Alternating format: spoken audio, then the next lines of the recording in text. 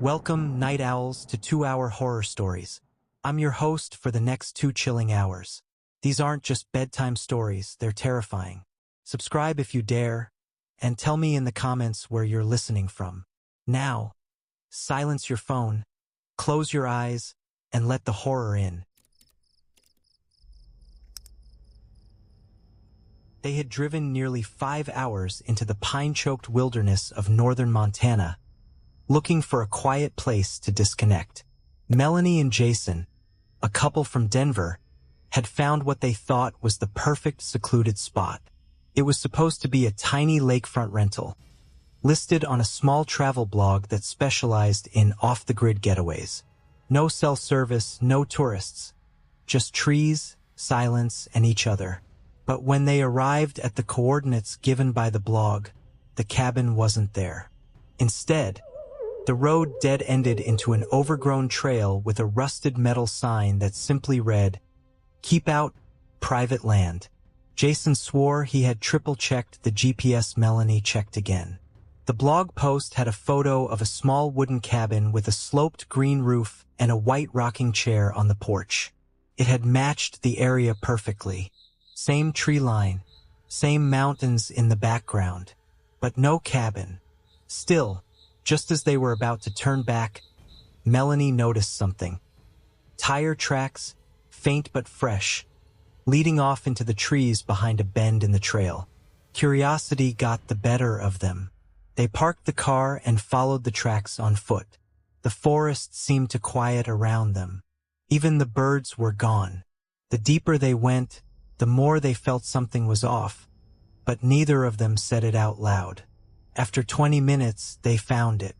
The cabin stood silently in a clearing, exactly like the one in the blog photo. Green roof, white rocking chair. But there was no road leading to it. No footpath. No power lines. Just the cabin, tucked in the trees like it had grown there. Melanie felt a drop in her stomach. Jason, ever the rational one, laughed it off. "Guess the blog just got the map wrong," he said. But as they stepped onto the porch, Melanie hesitated. There was a smell musty wood mixed with something sweet, almost metallic. The door creaked open before they touched it. Inside, everything was spotless. The air was cold, though the fireplace looked like it had recently been used. A small table was set for 2. Plates, wine glasses, candles that looked melted but unused. It was like someone had prepared for guests and then disappeared. There were photos on the wall. Melanie froze. In the center frame was a picture of a couple standing on the porch. The same porch they were on. The same rocking chair. The woman in the photo had red hair tied in a ponytail, just like Melanie. The man had Jason's build, same dark jacket. Jason insisted it was just a coincidence. "Rustic rentals do this all the time," he muttered. "Vintage photos. They use old pictures to sell the atmosphere." But his voice cracked as he said it. That night they stayed. They shouldn't have. Around midnight, Melanie woke up. She couldn't breathe properly. The air felt too thick. The windows were fogged from the inside, like the house was exhaling.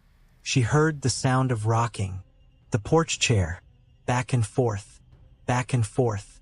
Jason wasn't in bed. She found him standing in the hallway, staring at a mirror that hadn't been there earlier. He was pale, lips slightly parted, not blinking. "They know we're here," he whispered, but his voice didn't sound like his own. She pulled him away. The mirror was gone. The next morning, the forest looked different. The sky was gray, and the trees seemed closer, almost leaning in. Their car, which they'd left on the trail, was gone. No tracks, no signs it had ever been there. Jason didn't say a word during breakfast. He just stared at the fireplace, which now contained ashes, still warm. Melanie tried her phone again. Still no service. She scoured the blog page she had bookmarked. It was gone. Not deleted, just gone. Like it had never existed. When she searched for the title of the post, all she found were results from 10 years ago. The blog hadn't published anything new in over a decade. Jason began muttering in his sleep that night. Things about another couple, about a door that never locked. He'd wake up screaming, eyes bloodshot, drenched in sweat. Melanie didn't sleep at all. On the third day, they decided to leave on foot, but every direction led them back to the cabin. Even when they walked for hours, marking trees with torn strips of Melanie's scarf, they would eventually circle back. The forest didn't make sense anymore. Paths they took would bend subtly, just enough to redirect them. Time didn't feel linear. A half-hour walk felt like minutes, sometimes like hours. They stopped hearing birds, then bugs, then wind, just silence. And then they started seeing things. Reflections in the cabin windows that didn't match their movements. A second rocking chair, which neither remembered. More photographs appeared overnight. First, one of Jason alone, staring into the woods. Then one of Melanie, asleep. Then one of them standing side by side, except their eyes were blacked out. Jason refused to go inside after that. He sat outside in the dirt, muttering numbers under his breath. 3, 6, 9, 12. Over and over. Melanie couldn't understand what was happening to him. She tried shaking him. Nothing worked. On the 5th day, the front door slammed shut and locked from the inside. She couldn't open it, couldn't break it. The windows wouldn't shatter. She screamed until her throat bled. Jason sat outside, still rocking slightly, whispering the numbers with a blank smile. That night, the mirror reappeared. This time in the bedroom. Melanie stared into it. The reflection wasn't her. It was the woman in the photograph. Same red ponytail, same clothes, but the face was wrong, aged, distorted, smiling. And behind her in the reflection stood Jason, but not Jason. His mouth split too wide, his eyes pitch black. When she turned around, she was alone. The reflection was still there. The next morning, the door was open again. Jason was gone. Only one photo hung on the wall now. Melanie stood in the center of the frame, alone on the porch, smiling. The rocking chair beside her was empty. The forest was still silent. No one knows what happened to them.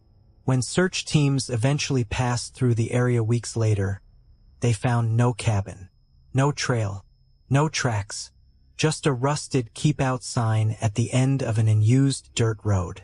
And in one ranger's photo taken during the search, a faint structure appears in the distant woods. A cabin with a green roof and something on the porch, rocking, ever so slowly.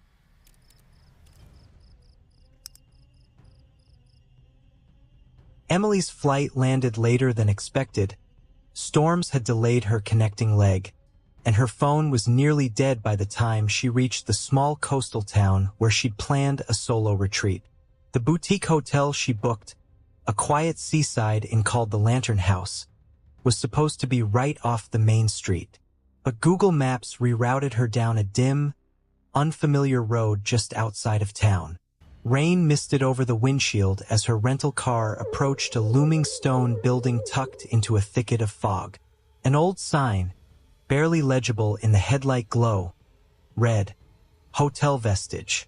She assumed it was a sister property or perhaps a renamed location.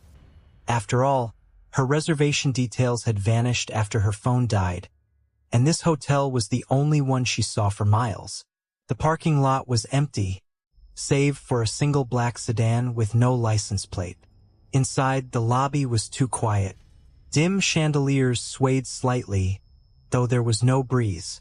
A woman at the front desk, tall, gray-eyed, and immaculately still, greeted her without blinking. "Welcome, Miss Carter," the woman said before Emily had a chance to speak. Her voice didn't match the room. It was too crisp, like it had been recorded in a studio and piped in. Emily hesitated. "How did you?" Your suite is ready. You'll find everything just as you requested. She hadn't requested anything. She hadn't even confirmed she was staying here. But exhaustion dulled her skepticism. She accepted the old-fashioned key with a brass tag labeled Room 6 and followed the corridor lined with paintings that seemed to watch her pass. The room was elegant, vintage, and somehow too perfect. Fresh tulips in a vase on the nightstand. A steaming kettle on the tray. The windows, though shut, dripped condensation as though breathing. When she turned on the TV, it flickered and showed static, then displayed footage of her, walking through the lobby moments earlier. She shut it off immediately, blaming fatigue. The first real jolt came at 3:13 a.m. She woke to the sound of her name, not shouted, not whispered, just spoken, clearly, softly, right beside her ear. Emily. There was no one in the room, but the mirror opposite the bed had fogged slightly. Words traced through the condensation. "We've missed you." She stumbled backward, knocking the kettle off the table. The reflection showed a figure behind her, standing still. But when she spun around, there was nothing. The air felt colder now, heavier. By morning, she was ready to leave, but the front desk woman was gone, replaced by a man in a bellhop uniform that looked like it belonged in the 1920s. When she asked for directions back to town, he tilted his head. "There's no town nearby, Miss Carter." "What are you talking about? I came from the airport yesterday. There's a whole town just 10 minutes down the road." He smiled, and for a second, his face seemed to ripple like a reflection on disturbed water. "You've always been here," he said. Back in her room, her luggage was gone. In its place was a different suitcase, old, leather-bound, and bearing the initials EMC inside. Clothes from another era, photographs she'd never taken, newspaper clippings with headlines like "Local Woman Returns After 30 Years Missing," and "Emily Carter Found, Claims Not to Know She Vanished." She ran down the hallway, past doors that now bore names, her name carved in the wood, each one marked guest, all with different dates, some as old as 1933, some as recent as the week before. She found the lobby again, but the door no longer led outside. It opened into a hallway of endless rooms, the numbers shifting as she moved past. 6, 9, 3, 13, 6 again. Finally, she found what looked like an exit. A set of grand glass doors at the end of a hall she didn't remember walking through. Beyond it, the fog cleared slightly to show the outline of a coastline. She burst through them and found herself back in room 6. The curtains were drawn, the vase of tulips fresh again, the mirror clean, the television off, but on the nightstand was a guest book. She flipped through it. The names were faded but readable. The last entry, Emily Carter, happy to be home again. Checked in, May 12, 1995. Never checked out. Her hand trembled. She hadn't written that. She wasn't even alive in 1995. A knock at the door. She turned slowly. Another knock. When she opened it, the hallway was empty. But on the ground lay a folded piece of paper. In handwriting that resembled her own, it read, "You found your way back. Don't fight it this time." Behind her, the TV flickered back on.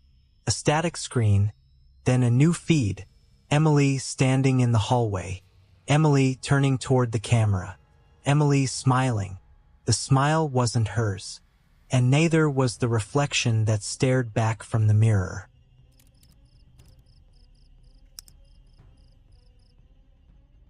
Logan had always preferred traveling off the grid, places where the cell signal faded and unfamiliar languages filled the air.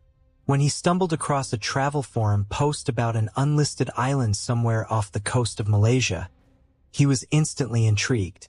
No tourist reviews, no geotags, no resorts. Just a grainy photo of a curved shoreline and a single comment, "Paradise untouched." He booked a local charter from a nearby port. The boatman, a man in his 60s with sun-worn skin and tired eyes, hesitated when Logan pointed to the coordinates. His knuckles whitened around the map. "There are better places," the man muttered.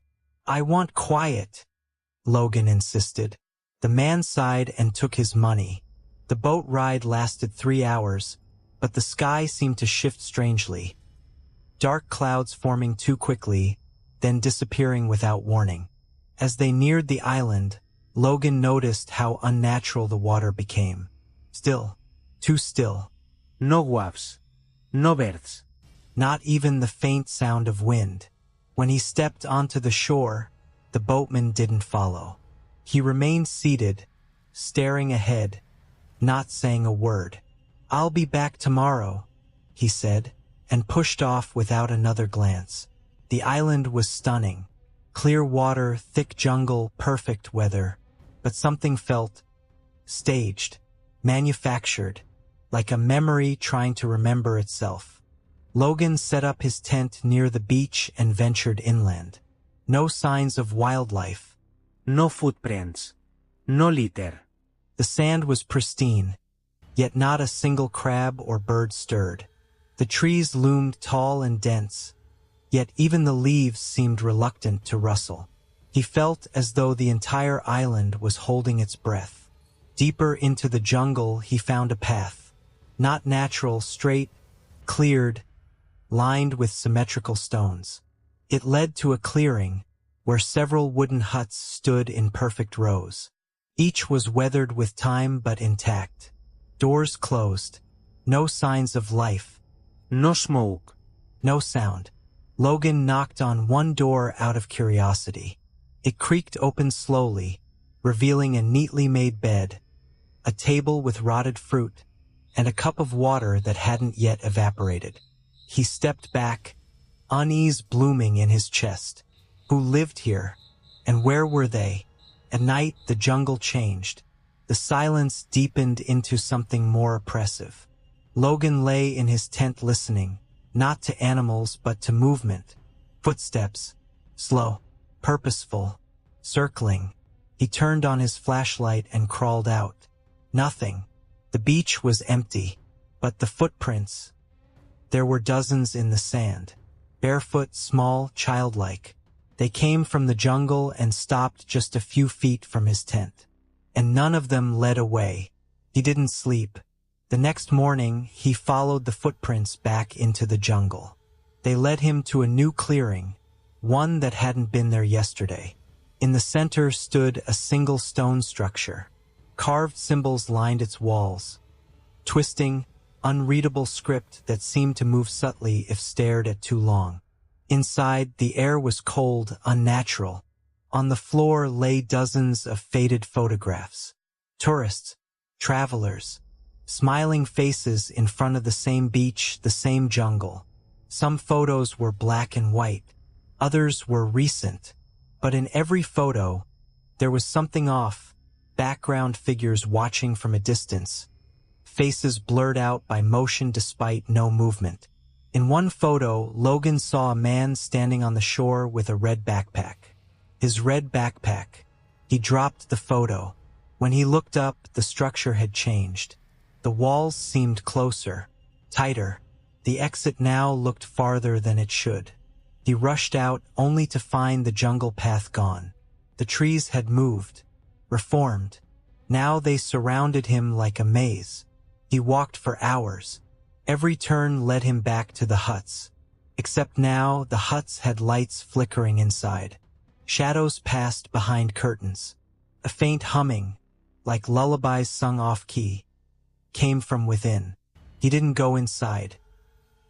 That night, the footsteps came again. Closer, louder. He didn't leave the tent. At some point, he realized the humming had followed him back. It never stopped, just looped, over and over. By morning, he saw new footprints, his own but leading into the jungle. He hadn't gone there that day, hadn't left his tent. Yet something wearing his steps had. The boatman returned on schedule. As Logan climbed aboard, the man didn't speak. He only glanced at the jungle and muttered, "You were lucky." Logan didn't respond. He just wanted to leave. Back on the mainland, he checked into a hostel. Exhausted, filthy, paranoid. That night, he decided to search for the island online, thinking maybe others had experienced something similar. There was nothing. No photos, no forums, no GPS records. It was as though the island never existed. He pulled out his phone to look through the pictures he'd taken. All gone, except one. A photo of the jungle, dim, misty, distorted. At first, it looked like just trees. But when he zoomed in, he saw them.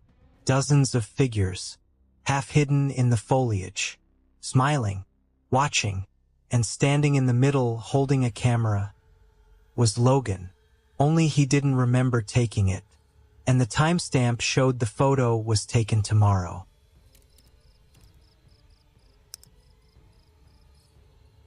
We thought we were alone. 4 of us had driven up into the mountains, deep into a stretch of wilderness that barely showed up on the GPS. The plan was simple: disconnect from everything. No phones, no traffic, no noise. Just tall trees, crisp air, and the sound of wind brushing through pine needles. The trail was poorly marked, twisted upward like it didn't want to be followed. But we liked that, felt untouched, sacred.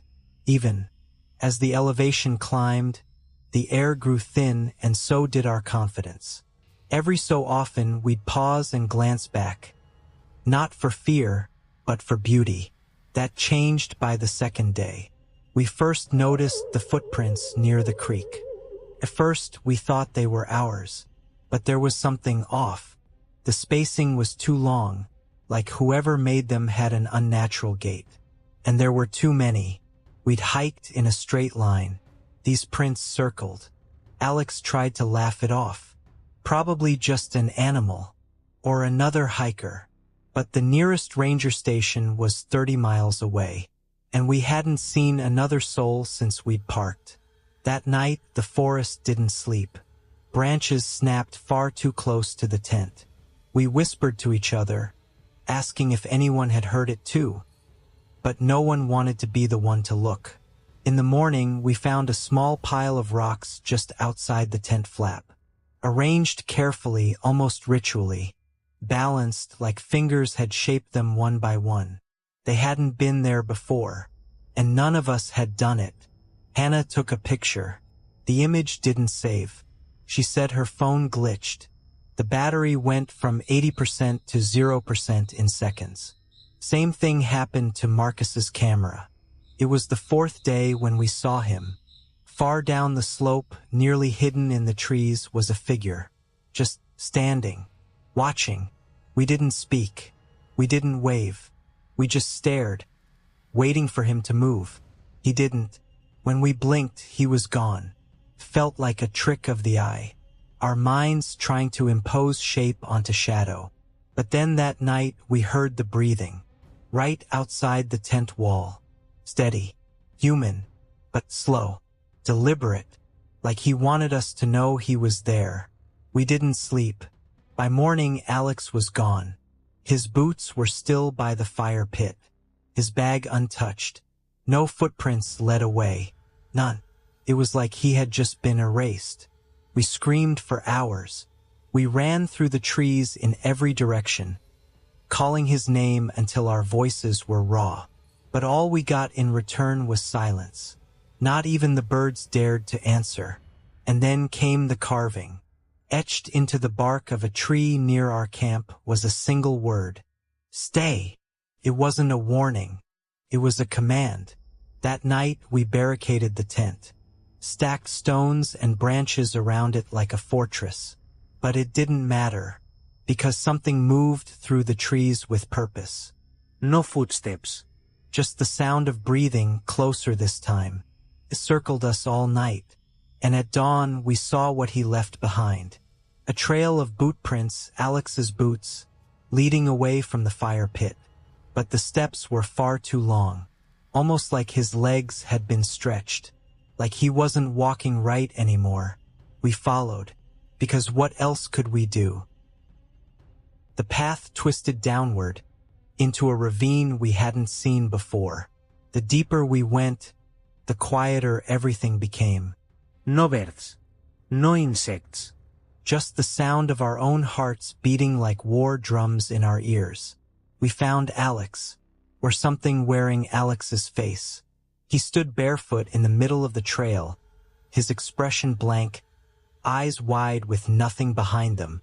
And beside him was the man, the same figure from the slope. He was taller than we remembered, his face obscured by a hood, or maybe a shadow that clung unnaturally close. He didn't speak. He didn't need to, just lifted a hand and pointed at us. And suddenly we weren't in control of our bodies. Our legs locked, our breath froze, our thoughts slipped. Something about that gesture cracked us open. Not just fear, something deeper, a psychological unraveling, like he'd been peeling us for days, one layer at a time, and now he was finally showing us how hollow we were becoming. Alex smiled, but it wasn't his smile anymore. We ran, blindly, through branches that clawed at our skin, over rocks that tore our shoes, until somehow, miraculously, we found the car. Only when we slammed the doors shut did the silence return. We didn't speak the entire drive down. Marcus left the group chat the next day. Hannah deleted every photo from the trip, even the ones from before it all began. We don't talk about it anymore.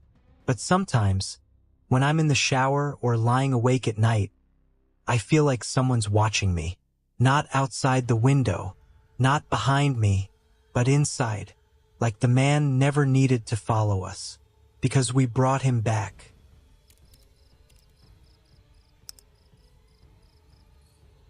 We were 4 friends, Jake, Sarah, Laura, and I, visiting a secluded beach town in the Caribbean. It wasn't on any popular travel website, but after a bit of research, we found out it had this strange, otherworldly charm, the kind of place people whispered about, but you couldn't quite figure out why. Our first day, we arrived at a cozy beachside cottage, its white paint already fading, hinting at years of neglect. The air was thick with humidity, and the ocean seemed to beckon us in, the waves inviting. The locals were a quiet bunch, never rude, but always a little distant. We didn't think much of it. Just a small town, we figured, where everyone kept to themselves. That evening, while we were lounging by the beach, a weathered old man approached us. His skin was leathery from years of sun exposure, and his eyes were strangely distant, almost as though he were seeing something that wasn't there. "You folks new around here?" he asked, his voice gravelly. "Yeah," Sarah answered, flashing him a smile. "Just here for a few days." The man glanced at the ocean, his gaze lingering on the horizon, where the sun was sinking lower. "You should be careful," he said softly, almost too quietly for us to hear. "Don't swim after sunset. Not a good idea." Jake, ever the skeptic, chuckled. "What? Is there some kind of local legend we should know about?" The man didn't respond to Jake's mocking tone. Instead, he just stared at us, as though weighing whether to say more. "You'll find out soon enough," he muttered before turning and walking away, disappearing into the shadows of the nearby trees. We stood there for a moment, confused. The vibe of the place had shifted. It wasn't like we were frightened. More like something had just unsettled the calm, like a sudden shift in the atmosphere. But we shrugged it off. People in small towns were always a bit strange. Later that evening, after a dinner of fresh seafood and wine, we gathered by the beach again. The sky had gone dark, and the moon reflected off the water, casting an eerie glow. The idea of swimming seemed more appealing than ever. "Let's go for a dip," I suggested, already wading into the cool surf. Jake followed, laughing. We're not scared of old superstitions, are we? Sarah hesitated for a moment, looking over her shoulder toward the darkened town. Maybe we should listen to him. He seemed serious. I scoffed, splashing water in her direction. Come on, live a little. Laura, who was always the cautious one, had already retreated to the shore. I'm not getting in after dark. You guys go ahead. The water was perfect, cool, yet not too cold. As we swam further from shore, the quiet lapping of the waves seemed to drown out everything else. The moon's reflection danced on the surface, making the ocean look almost alive. I looked around at my friends. Sarah was treading water near me, laughing, and Jake was swimming ahead, seemingly unconcerned. But the further we went, the more uncomfortable I felt. There was something about the water that didn't feel right. It was as if the ocean was pulling at me, urging me to go deeper, farther from the shore. A strange pressure was building, like an invisible force pushing against my chest, making it harder to breathe. Guys, I called out, my voice trembling slightly. I think we should head back. Jake looked over at me with a grin. You're just scared. Come on, we're fine. I could feel the coldness creeping up my spine, an unnatural chill that wasn't from the water. It was something in the air, something in the way the waves were breaking against the shore, too rhythmic, almost deliberate. Then I noticed it. In the distance, just beneath the surface of the water, there was something moving. It wasn't a fish or a shadow of seaweed. It was too deliberate. A shape, a figure, something large and unnatural. Do you guys see that? I whispered, trying to keep my voice steady. Sarah squinted in the direction I was pointing. What is it? A boat. Jake stopped and turned, now noticing the disturbance in the water. What the hell? He swam closer to us, his earlier confidence fading. It's not a boat. It's moving too weird. The figure beneath the water didn't look like it was swimming. It was floating, drifting, as if it were aware of us, watching. Then it began moving toward us. I froze. The pressure around my chest intensified, and my heart began to race. My instincts screamed at me to swim back, but my body refused to cooperate, paralyzed by something deeper, something primal. Get out of the water! Sarah screamed, suddenly realizing the danger, but it was too late. Jake, still defiant, took another stroke forward, but then his face shifted. His eyes widened with terror. He started thrashing, desperately trying to swim back toward us, but his movements were slow, unnatural, as if the water was pulling at him. I reached for him, but it was too late. A dark, shadowy mass broke the surface of the water, and it was unlike anything I'd ever seen. It wasn't human. Its limbs were long, elongated, and covered in scales. Its eyes, if you could call them that, were just dark voids, absorbing the light around them. I heard Sarah scream my name, but the sound seemed muffled, as if the water itself was swallowing her voice. I tried to swim back, but every stroke felt like I was fighting against an invisible current. Jake was still struggling, his legs now tangled in something in the water, his eyes wide with terror. He reached out for me, but I couldn't reach him. The figure emerged fully from the water, and I saw its face. A grotesque, featureless expanse, as though the ocean had molded something monstrous from the depths of its ancient, hidden corners. It didn't speak, but the feeling of dread was overwhelming. A silent warning echoed through my mind. You should never have come here. You shouldn't have swum after dark. The last thing I remember was seeing Jake's terrified face, his body pulled beneath the surface, disappearing into the darkness. Then the water seemed to open up, swallowing me whole.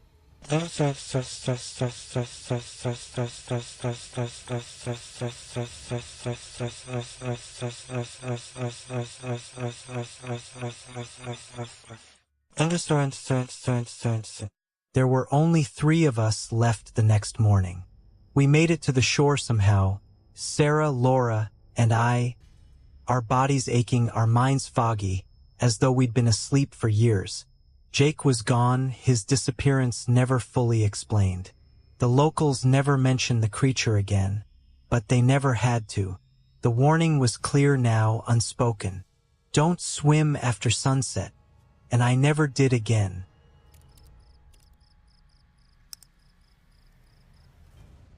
They arrived late, just as the sun dipped below the horizon. Their GPS had been acting up, sending them down winding roads they'd never seen before. But it didn't matter. The promise of a quiet getaway, an escape from the noise of their daily lives, was all that mattered. They had rented an Airbnb in the small, forgotten town of Ashcroft. It was supposed to be the perfect place to unwind. The listing had boasted cozy charm, a rustic yet modern feel, nestled on the edge of a forest. The price was right, and the reviews were glowing, though there was one odd comment that stuck in their minds. There's a locked room upstairs, but don't worry about it. Just ignore it. They laughed it off. It was probably just a storage room or something the host didn't want guests to bother with. No one could ever resist a good mystery, but it was late, and they were too tired to dwell on it. The house was as beautiful as promised. Wooden beams, exposed brick, and large windows that overlooked the dense forest.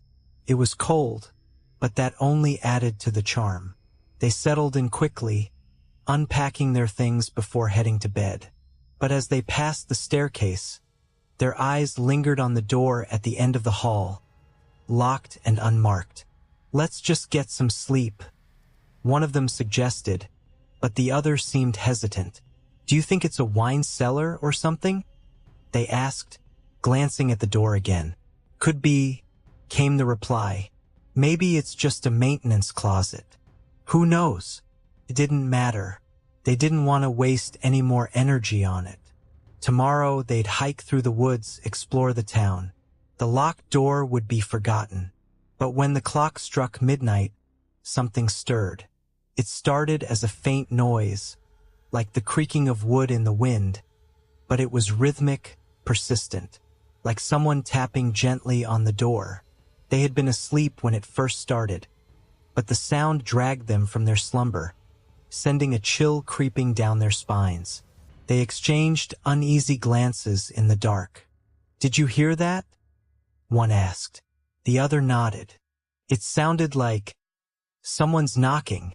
Neither of them moved at first, the tension growing in the silence. The knocking continued for what felt like forever, slow and deliberate, until it abruptly stopped. They lay in the stillness, the room suffocatingly quiet. But it wasn't long before the door at the end of the hallway rattled. Just once, but enough to make their hearts race. "Let's just check it out," the curious one said, their voice barely above a whisper. "Maybe it's the wind." Reluctantly, the other agreed.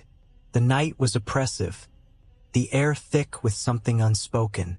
They crept from the bed, careful not to make a sound, and tiptoed to the hallway. The house seemed too quiet now, as if it were holding its breath. The door was still locked, but that was impossible. They hadn't touched it, had they? The locking mechanism looked the same, but there was something off about it. The keyhole seemed deeper than before, like it had been worn down, used. Their eyes darted to the side, where the faintest sliver of light was visible under the door. It was coming from within. "Someone's in there," one of them muttered, barely audible. They felt a shiver race up their spines, but they couldn't move. They just stood there, transfixed by the light spilling from beneath the door. Then came the tapping again, louder this time, followed by a whisper. They couldn't make out the words, but the tone was unmistakable. It was pleading. Without thinking, one of them reached for the door handle. The instant they touched it, the sound stopped. They jerked back, eyes wide in panic. The house was unnervingly quiet again. There was no whispering, no knocking, no tapping. Just the low, steady hum of the house settling into the night. They didn't speak. They couldn't. Whatever was behind that door had been real. The light had been real, but there was no way they could have opened it. The lock was still intact. After a long pause, they both turned and headed back to the bedroom, tension hanging between them like a fog. Neither of them slept. The morning light came slowly, pushing away the shadows of the night, but the unease remained. It was as if the house had never fully woken, as if it was waiting for something. They went downstairs, hoping to shake off the fear, but the feeling clung to them. They tried to ignore it, tried to enjoy the charm of the place, but there was an undeniable pull back to the door. They couldn't stop thinking about it. The way the light had seeped out, the whispers, the rattling of the lock. When the sun dipped again, they couldn't resist any longer. They had to know. With dread in their hearts, they approached the door once more. They hadn't heard anything all day, but they couldn't ignore the nagging sense that the house was holding something back, something that wouldn't stay hidden for much longer. This time, they didn't hesitate. They took the key from the drawer and turned it in the lock. The door creaked open with a sound that felt far too loud in the silence. Beyond it was a room, a tiny, forgotten space, filled with dust and cobwebs. But that wasn't what made their blood run cold. It was the old, yellowed photograph pinned to the wall. It was a picture of them, taken from the hallway. The picture had been taken when they had been standing there last night, staring at the door, and they hadn't even known it. The whispers from last night echoed in their minds. You shouldn't have opened it. The light flickered, casting eerie shadows across the room, and for a moment, they thought they saw something move, just out of the corner of their eyes. They slammed the door shut and ran.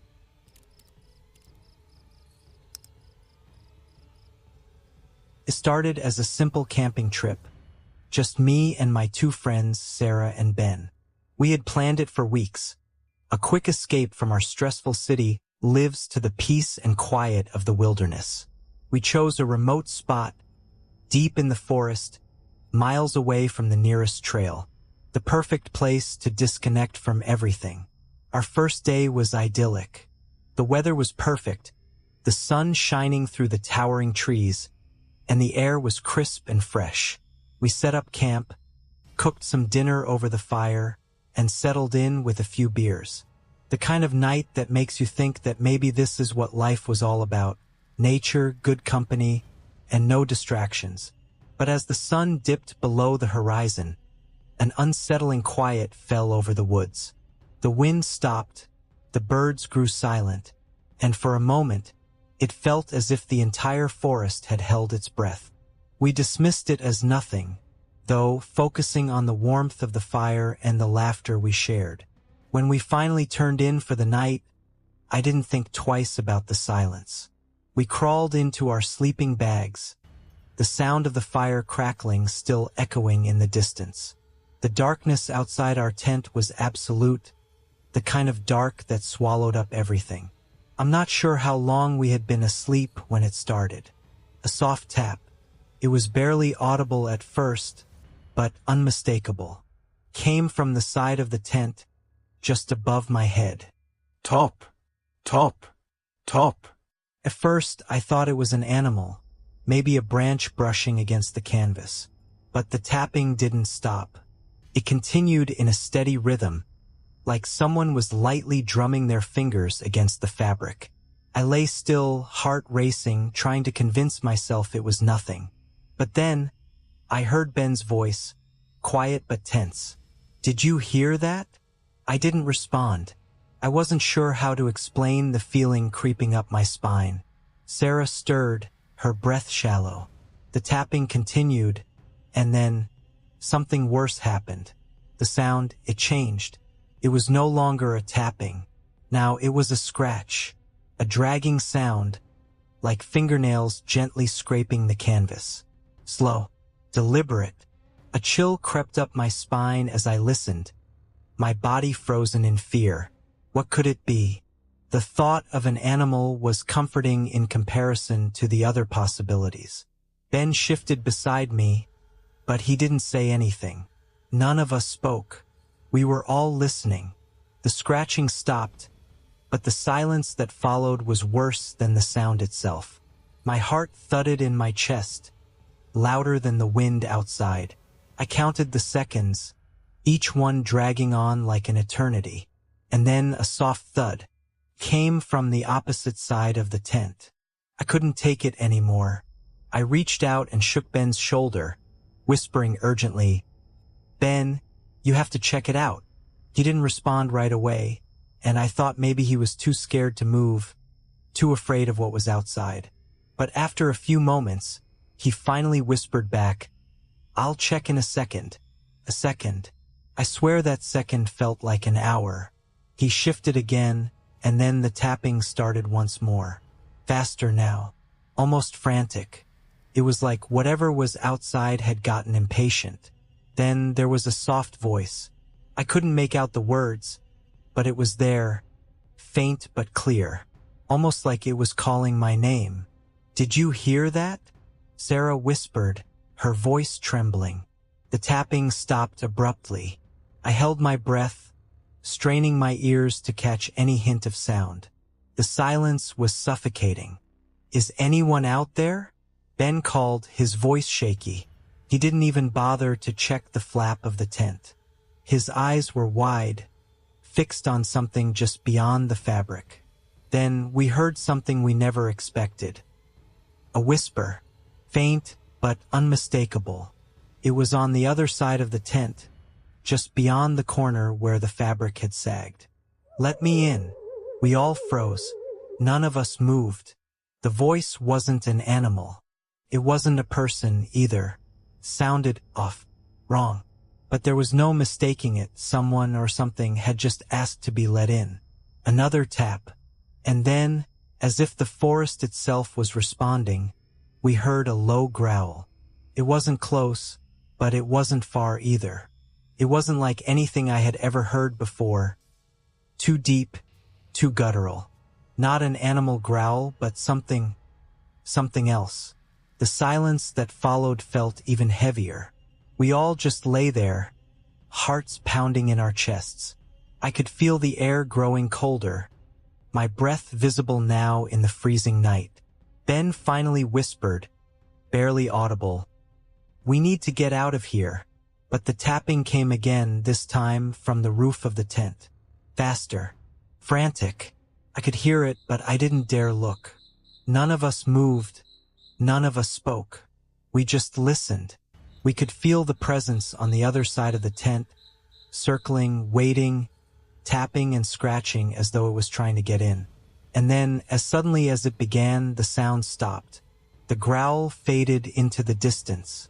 The silence returned, only this time, it wasn't the same. The air felt thicker, more oppressive. The peaceful night we had come for was gone. What had been an escape had turned into a nightmare. We waited. We didn't know what to do. There was no sound, no tapping, no scratching. But somehow we all knew that whatever had been out there was still there, watching. Finally, after what felt like hours, Ben made the decision. "We're packing up. Now." We didn't argue. The thought of staying was unbearable. We scrambled to pack up the tent in the dark, our hands shaking as we worked in panic, trying to fold everything as quickly as possible. The forest was still, almost too still. There was no wind, no sound of wildlife, just the faintest whisper, like it was all around us. We managed to get the tent packed up and began to walk out of the clearing, the hair on the back of our necks standing on end. Each step was filled with dread, and every crack of a twig underfoot made us jump. I could have sworn something was following us, just out of sight. We made it back to the car, our legs trembling, and we drove off, not looking back. But even as we left, the tapping echoed in my mind. And I'll never forget what Sarah said as we drove away. It was waiting for us, and it's still out there.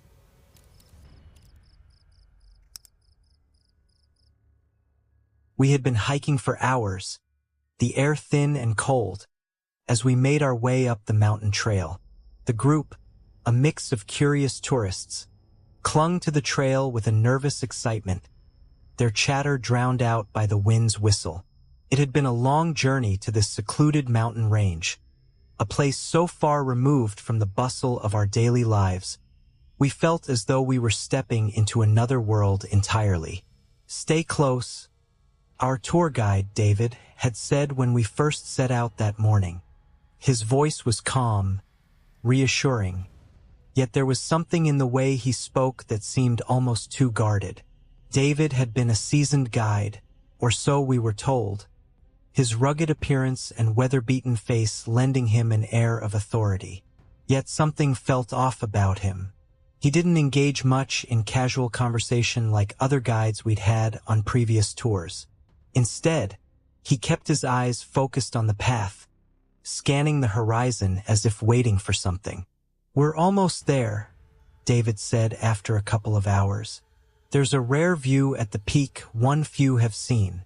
Don't get distracted. It's easy to lose your way up here." There was an odd hesitation in his voice. The other hikers, myself included, exchanged glances, but no one questioned him. We were here for the adventure, after all, and who could resist a hidden view few had laid eyes on? But then, just as the group reached a particularly steep part of the trail, something changed. David's footsteps, which had been echoing ahead of us, suddenly stopped. We heard him call out, his voice slightly higher pitched than usual. "Stay here. I'll go ahead to check the path." That was strange. Why would he go ahead without us? It wasn't like him to leave the group behind, not for even a moment. We had been taught to stay in sight of the guide at all times. We waited, growing uneasy as the minutes passed. First, it was nothing, just silence. Then, the wind picked up, carrying with it an eerie, almost mournful sound. It was as though something was calling. "Maybe he's just scouting the route ahead," one of the other tourists suggested, trying to ease the growing tension. But the longer we waited, the more the weight of the silence settled in. David had disappeared, and we had no way of knowing where he had gone. Time dragged on. A few of the tourists started to voice their concerns. "We should go find him," someone said, but no one moved. It was as if the mountain itself had gripped us with an unseen hand, holding us in place. "David," I called out, my voice trembling in the stillness. No answer. A chill ran down my spine, the kind of chill that made the hairs on the back of your neck stand up, the kind that whispered there was something not right. I looked back at the others, their faces painted with a mixture of confusion and fear. "We need to go back down," someone else murmured, but their voice lacked conviction. No one wanted to be the first to make a decision. It was then that I noticed something strange. David's backpack was lying on the ground, just off the trail. It was half hidden in the brush, almost as if someone had deliberately placed it there. I approached it cautiously, my heart pounding. It felt wrong to be this close to it, like I was intruding into something I wasn't meant to understand. When I opened the backpack, I found only his water bottle and a few small personal items. Nothing unusual at first glance. But there was one thing that stood out. A map, folded neatly, its edges frayed. I spread it out on the ground, and the more I looked at it, the more the sensation of unease grew. The map was of the mountain, but there was something off about it. The route we had taken was marked, but there were additional, strange symbols scattered along the path. At the top of the map, where the peak was, there was a symbol I hadn't seen before. A spiral drawn with meticulous care. It looked almost like a warning, I was about to show it to the others when the air around us shifted again. A distant, haunting noise echoed through the valley, footsteps, but they were too light, too erratic, like someone was walking but not with any real purpose. Then the sound stopped abruptly, dead silence. I turned to look at the others. No one had moved.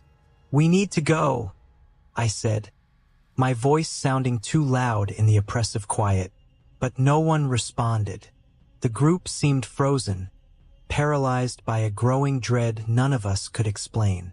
Then, just as quickly as it had begun, David reappeared. He emerged from behind a thick cluster of trees, his eyes wide, his face pale, but something was off. His movements were jerky, unnatural, like he wasn't fully in control of his body. He didn't speak at first, just stood there, breathing heavily, staring at us. "What happened?" one of the tourists asked, voice strained.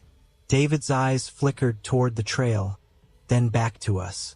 "You shouldn't be here," he said in a voice that didn't sound like his own, soft, almost pleading. "It's not safe." Then, without another word, he turned and began walking away, back into the woods, deeper into the mountains. "David, wait!" someone shouted, but he didn't stop. He just kept moving, faster now, as if he was running from something or toward something. We couldn't bring ourselves to follow him. Not after the way he had appeared, not after what we'd seen. The air around us felt heavier, charged with a dark energy that wasn't there before. We decided to descend, all of us in a daze, unable to shake the feeling that something had just happened that none of us could fully comprehend. The further we moved away from the peak, the more the unease faded. But the image of David, walking away into the unknown, stayed with me. That night, back at the base, I tried to find out what had happened to him, but no one knew. No one had seen David leave the mountain. The tour company claimed he had been found, but when I asked for details, the answers never quite added up. They kept changing. To this day, no one has heard from David again, and the strange map I found remains in my bag, tucked away. But I can't bring myself to look at it for too long. Something about the spiral seems to call to me, as if it knows something I don't want to understand. As for the rest of us, we made it back home. But the mountain, that place has stayed with me, a presence I can't escape, lurking just beyond the edges of my thoughts, waiting to pull me back. And the worst part? I don't think we were meant to leave at all.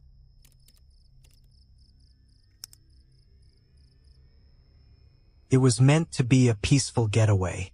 Just my wife, Sophie, and me, escaping the bustle of city life for a weekend in a small, charming town nestled in the mountains. We'd found the place online, glowing reviews, picturesque scenery, perfect for a quiet retreat. It was everything we were looking for, or so we thought. We arrived just as the sun was setting, the warm orange glow illuminating the tops of towering trees. The town looked straight out of a postcard, with cobblestone streets, quaint little shops, and street lamps lining the way like something from an old-time movie. It felt like stepping into a forgotten era, but not in a nostalgic way, in a way that made us feel strangely isolated, like we were the only ones there. We checked into our inn, a cozy little bed and breakfast that had been recommended by an enthusiastic online reviewer. The innkeeper was a kind older man, with a thin white beard and a smile that never seemed to reach his eyes. His greeting was curt, but polite. He handed us a set of keys to a room at the back, away from the front desk, which Sophie found a bit odd, but I shrugged it off. We took our bags upstairs, and as we entered the room, the quiet hum of the outside world seemed to fade entirely. The room was comfortable, almost too comfortable. It smelled of lavender, the linens were freshly pressed, and the bed looked inviting. But there was something about the stillness, the utter lack of noise from the streets below, that unsettled me. Dinner was the first hint of something off. Sophie and I walked to a local restaurant, which, according to the innkeeper, was only a block away. We were hungry, eager to try some local delicacies. But when we arrived, we found the place unusually empty. Not a soul inside. The chairs were neatly arranged, the lights dimmed, and the table settings looked pristine.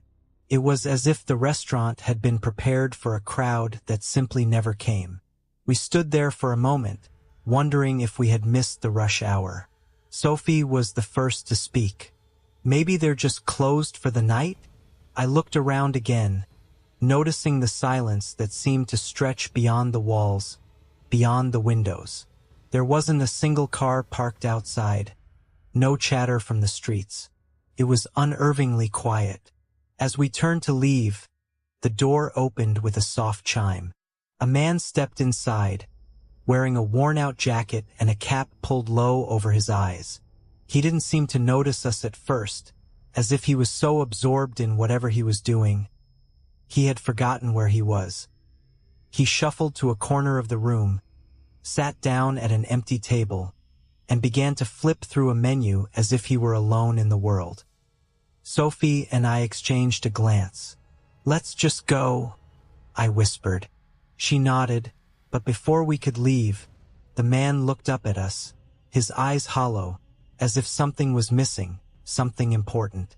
"You'll be wanting dinner?" His voice was soft, almost too soft.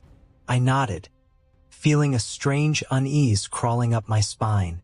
Yes, we just wanted to eat." The man didn't smile, didn't say a word, just stood up slowly and walked behind the counter. He grabbed 2 menus and handed them to us, his fingers cold, lifeless. "Take a seat," he said flatly. Sophie and I sat at the nearest table, exchanging nervous glances as the man turned away. I glanced at the menu, nothing too strange at first glance, just the usual suspects. Steaks, pastas, salads, but something about it felt off. The food came slowly, the man moving almost mechanically as he set our plates down. No small talk, no pleasantries, just an eerie quiet. We ate in silence.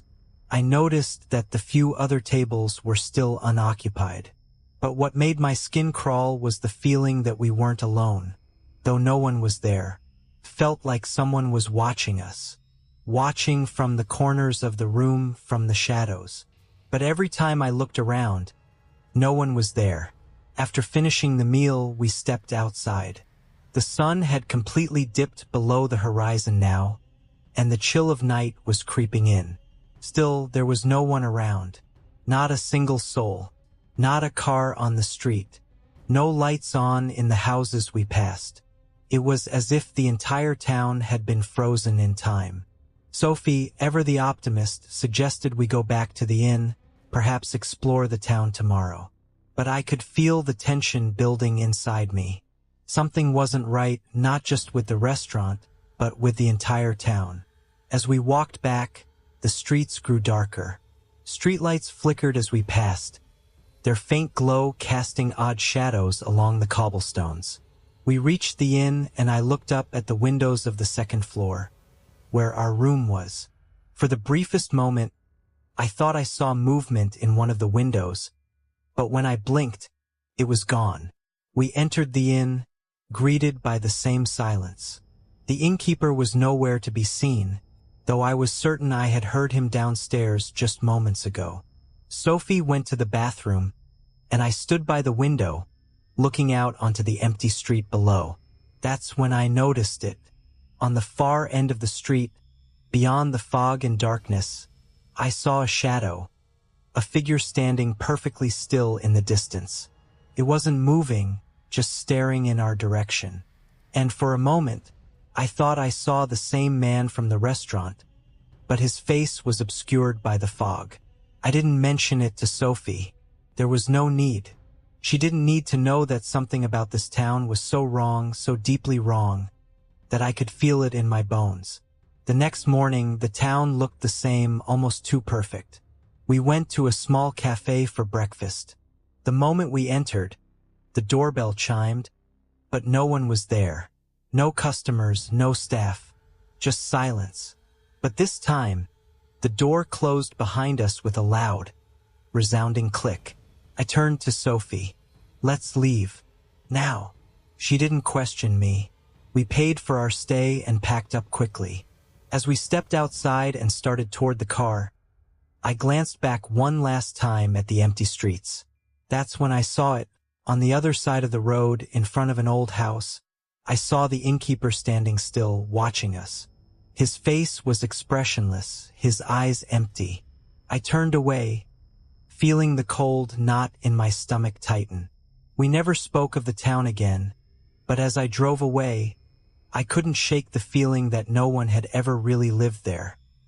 No one but us. The rest of our vacation was uneventful. But every so often, I'll think back to that strange little town. I'll wonder if we truly left at all.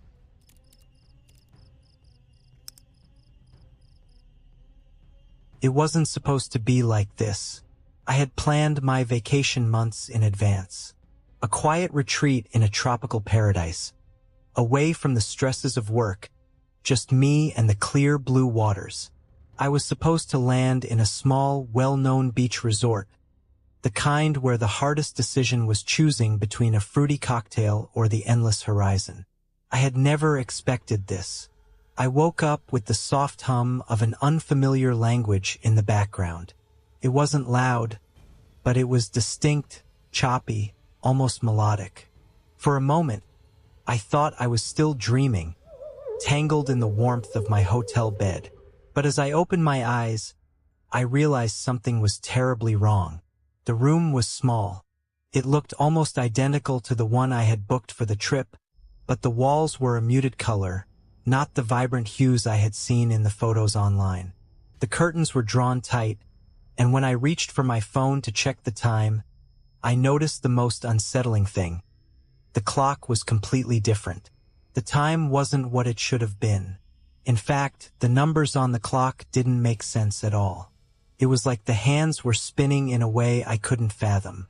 I jumped out of bed, the room still spinning a little. My heart rate sped up. I went to the window, trying to steady my breath, thinking that maybe I had just been too disoriented by the long flight. But when I pulled back the curtain and looked out, I froze. This wasn't the beach I had dreamed of. The scenery outside was foreign. A dusty, barren landscape stretched far into the distance, the sky overcast and foreboding. There were no palm trees, no shimmering water, just miles of dry, cracked earth. My eyes darted from left to right, trying to make sense of it all. I squinted, and it was then that I saw people walking by, but they weren't dressed in the typical vacation attire. Their clothing was old-fashioned, almost out of place for any modern city. They wore long, dark coats, and some of them carried strange, unidentifiable objects in their hands. Suddenly, my head began to pound. It was like I was being pulled in 100 different directions at once. I stumbled backward, sitting on the bed, trying to calm my breath. I felt sick, disoriented, and confused. There had to be a mistake. Maybe I had checked into the wrong hotel or the wrong room. But when I pulled out my wallet to check for my ID, I felt another jolt of panic. The identification card in my hand wasn't mine. The name was wrong, completely foreign, and the country listed was something I had never even heard of.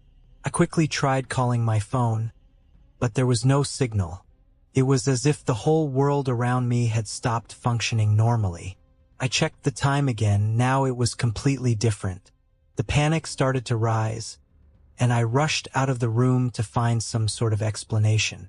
I made my way down a narrow, dimly lit hallway, the air thick with dust. As I reached the stairs, I heard voices, soft, hushed whispers. I tried to follow the sound, hoping to find someone who could help me, but the further I walked, the stranger the building seemed. It felt like the structure had no end, like it went on forever, twisting, bending, never leading to an exit. I approached what I thought was the front door, but it opened to an alleyway instead of the bustling streets I had imagined. The alley was cold, narrow, and oppressive. The same strange people walked past me, avoiding eye contact, their faces hollow and expressionless. One man, his skin pale and stretched tightly over his bones, gave me a fleeting glance as he passed by. His eyes, wide, terrified, met mine for a second, but then he quickly looked away. It was then that I realized something else. The world outside didn't look right. The architecture was old, ancient even, with strange symbols carved into the sides of buildings. And the sky, it wasn't blue. It was a sickly shade of gray, like the very atmosphere was choking on itself. Desperation took hold of me. I needed to find out what was going on, what had happened to me. I couldn't remember how I had gotten here. The last thing I recalled was boarding a plane for the tropical beach resort, not waking up in wherever this was. I walked through the alley and into a larger street, hoping to find some answers. The people I passed were all silent, never acknowledging my presence. As I walked further, I noticed that none of the buildings had any signs, no markings, no clues about where I was. Everything felt foreign, wrong. I couldn't understand the language of the signs either. It was like I had been transported to another world entirely. Then I saw it. A tall, imposing figure standing at the corner of a nearby intersection, staring directly at me. It wasn't a person, at least not in any way I recognized. The figure was draped in a dark, flowing cloak, its face hidden beneath a hood. There was something unsettling about it, something that sent a shiver down my spine. But it wasn't the appearance that made me freeze in place. It was the feeling that came with it. It knew me. I didn't move. My feet were cemented to the ground. And then, in a whisper so faint, so distant, I heard it speak. "You shouldn't have come here." The voice was like a breath against my ear. It wasn't loud, but it rang inside my skull like a bell tolling in the distance. My heart raced. I tried to move, to run, but my legs wouldn't obey. I could only watch as the figure tilted its head, and something shifted in its gaze. A glint of recognition, maybe even pity. I snapped out of my trance. My legs were finally able to move again, but the moment I turned to leave, I felt something strange behind me, like eyes watching me from every corner of the alley. The whispers grew louder. There was no escape. I stumbled back toward the building I had come from, but it wasn't the same place. The doors, once open, were now sealed shut. The windows, once transparent, were now opaque. The world outside had morphed into something unrecognizable. This place wasn't a mistake.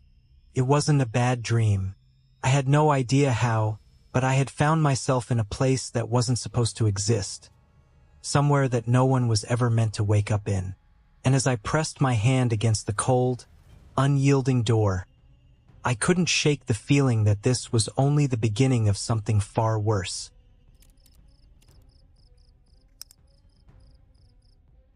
The resort was abandoned, but the pool was warm. It was supposed to be a dream vacation, a secluded resort on a remote island, miles away from the chaos of the world. The brochure painted a picture of paradise, beachfront views, 5-star amenities, and an experience that promised to reset the mind and soul. A place to disconnect, recharge, and find tranquility. My wife, Emily, and I had been talking about a getaway like this for years. We finally booked it. When we arrived, though, things didn't feel quite right.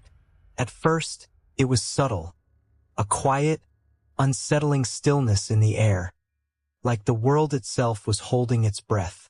The taxi driver, an older man with deep lines etched into his face, barely said a word during the entire ride from the dock to the resort.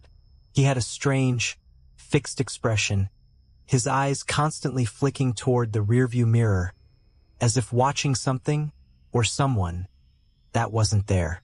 "We'll be all right," I reassured Emily, trying to shake off the feeling that had already begun to creep into my bones. The resort loomed ahead as we neared. It looked impressive at first glance. A sprawling complex of modern buildings, glass walls reflecting the clear blue sky, and palm trees lining the paths. But as we pulled up to the front, I noticed the cracked windows, the broken light fixtures, and the layers of dust on the furniture near the entrance. Something wasn't right. The front desk was empty. No staff members, no guests, just the soft hum of the ceiling fan overhead. I rang the bell. A few moments passed, then a man appeared from the back. His uniform was wrinkled, his hair unkempt. His eyes were bloodshot, and there was a strange, almost vacant expression on his face as he greeted us. "Welcome," he said flatly. "I'll get you checked in." The check-in process was strange, too. He didn't ask for any identification or credit card. Simply handed us the room key and mumbled something about enjoying the quiet. It was as if he were in a trance, and his words barely made sense. After a long pause, Emily whispered, "This place, does it seem off to you?" I nodded, my unease growing. "It's probably just isolated. I mean, we're on an island. Maybe this place isn't as busy as they make it sound." We headed to our room. As we walked down the long hallway, I couldn't shake the feeling that something was watching us. The silence was deafening, the only sound being the faint echoes of our footsteps on the marble floor. The walls were covered in faded paintings, and the carpets were threadbare in places. Once we reached our room, we both let out a breath. The door creaked open, revealing a spacious suite with a large bed, a balcony overlooking the ocean, and a private pool at the back. "I guess it's not all bad," Emily said, giving me a smile. She was trying to stay optimistic, but even she could sense the odd energy of the place. I nodded, but I couldn't shake the feeling that the resort wasn't as deserted as it appeared. The hotel was nearly empty, and there was a lingering emptiness that felt like it had been there for years. After unpacking, we decided to explore. We wandered through the resort, moving from building to building. There was no one around, no guests, no staff.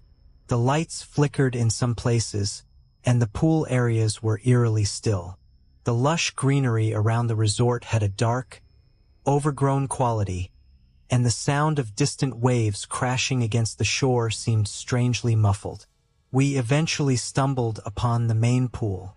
It was large, with clear, inviting water that sparkled under the late afternoon sun. The tiled edges were cracked, and the surrounding deck was worn, but the water itself, it was unnaturally warm. Not warm in a refreshing way, but almost as if the pool had been heated far beyond what was normal. It seemed out of place for a resort that appeared to have been abandoned for some time. "Should we?" Emily hesitated, glancing around. "It looks a little neglected." "Why not?" I shrugged, trying to push aside my growing sense of unease. "It's fine. We're here to relax." We slipped into the water, and I instantly felt the warmth seep into my skin. It felt almost soothing at first, a comfortable warmth that enveloped you. But as I swam, I began to notice that the water didn't feel natural. It was too warm, as though something beneath the surface was generating the heat. Emily swam toward the deep end, and I followed, but as I reached her, I felt something shift in the water. It was a subtle change, like a current that shouldn't have been there. "Did you feel that?" Emily asked, her voice shaky. I nodded, my heart beginning to race. I couldn't explain it, but something about the pool, about the way the water moved, felt wrong. As if the pool itself was alive, pulsing with some unseen force. The light above flickered once, twice, then shut off entirely, casting the pool area in near total darkness. "Let's get out of here," Emily whispered, but as she tried to pull herself from the pool, she froze. I turned to see her face pale, her expression wide-eyed with fear. "Do you hear that?" she asked. There was a low sound, a soft, almost imperceptible whisper coming from somewhere deep in the water. I couldn't make out the words, but the tone was unmistakable. It was a voice from below. Before I could react, the water around us began to ripple. Not from the wind, but from some unseen force moving beneath the surface. The warmth became oppressive, suffocating. My breath quickened, and I reached out for Emily, pulling her toward the edge. As we scrambled out of the pool, the water seemed to settle, leaving nothing but a gentle, eerie stillness behind. We stood there, panting, our hearts pounding. Neither of us spoke for a moment, but the realization hit us at the same time. We weren't alone, not in the way we thought. We ran back to the room, locking the door behind us. But it didn't matter. The sounds, the whispers didn't stop. They followed us, echoing in the back of our minds long after we had left the pool behind. We tried to sleep, but every time I closed my eyes, I could hear the faint sound of water splashing in the distance. The warmth of the pool lingered in my skin, like an imprint of something that shouldn't have been there. The resort was abandoned, but something still waited beneath the surface. Something that had been there for a long time, hidden in the warmth of the water. Something that would never let us leave.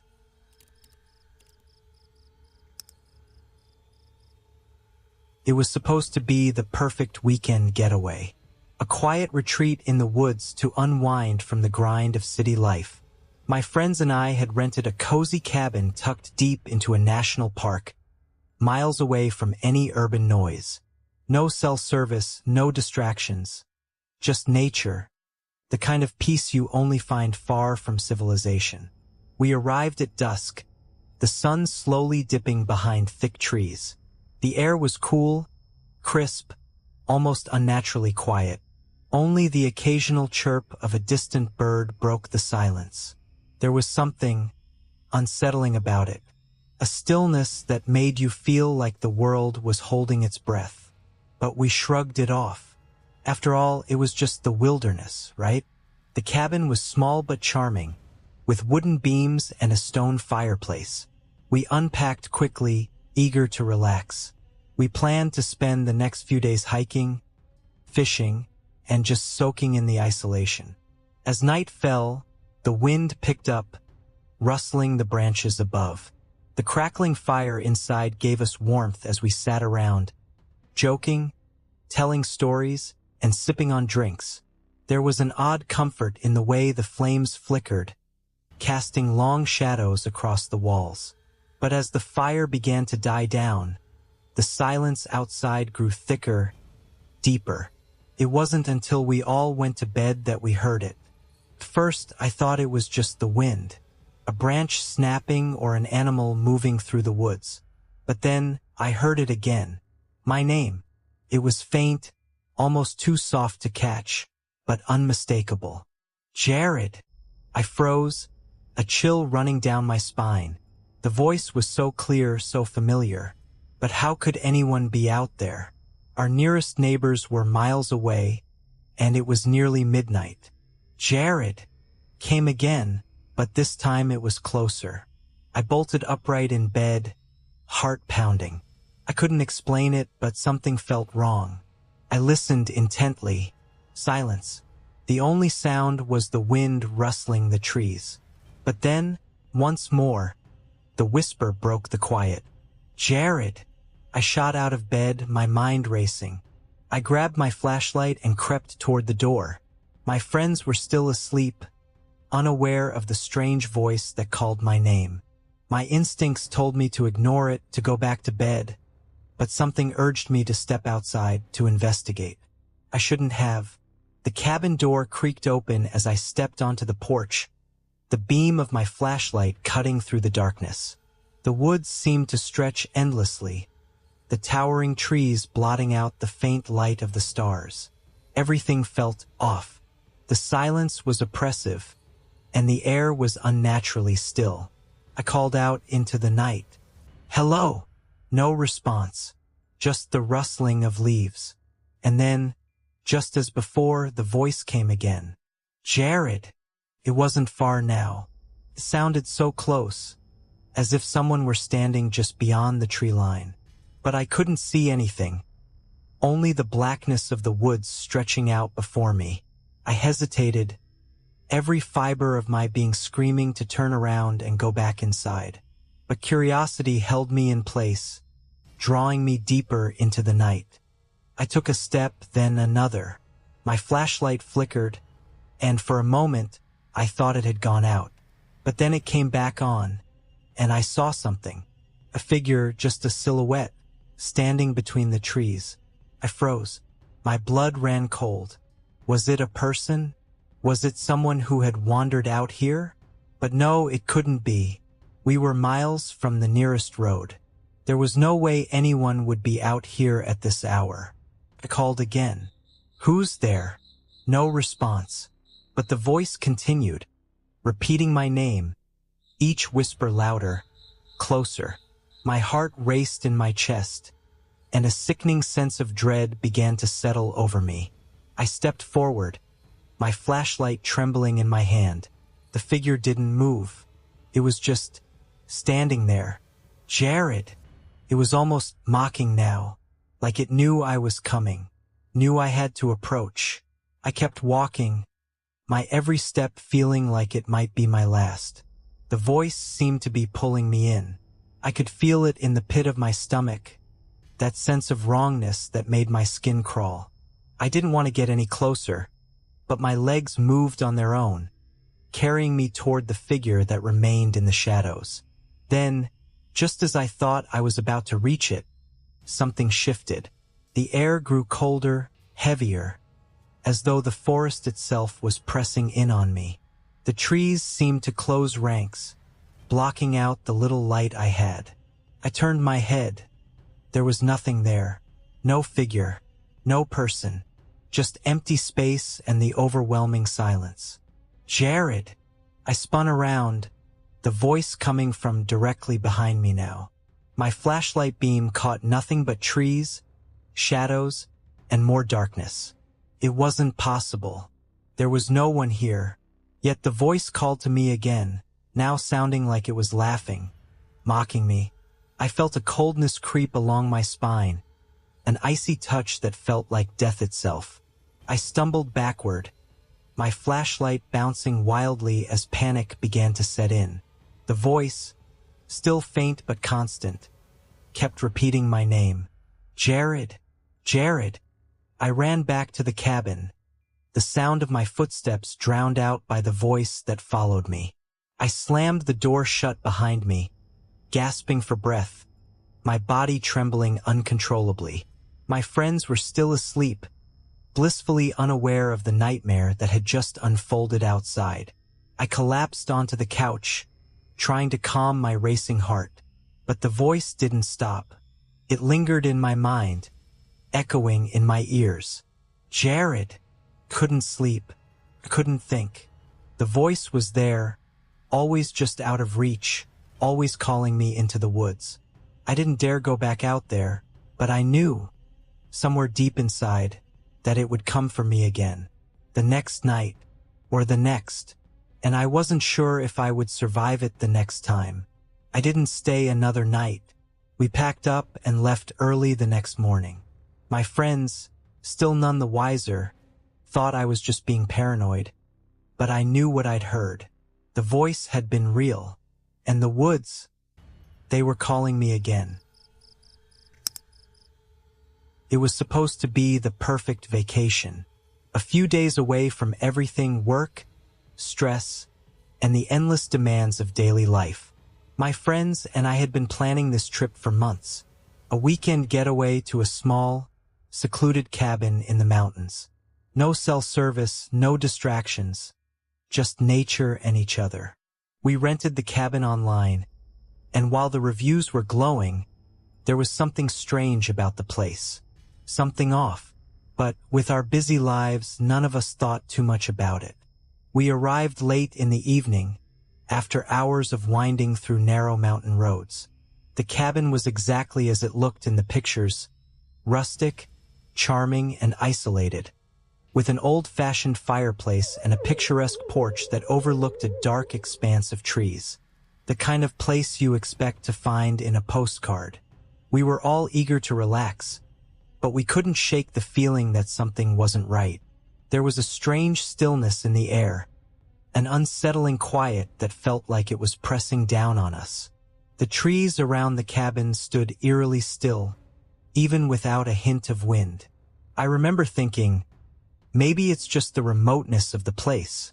That night, we sat around the fireplace, drinking, laughing, and talking. The flickering of the flames cast long shadows across the room, and the entire cabin seemed to come alive with every crackling sound.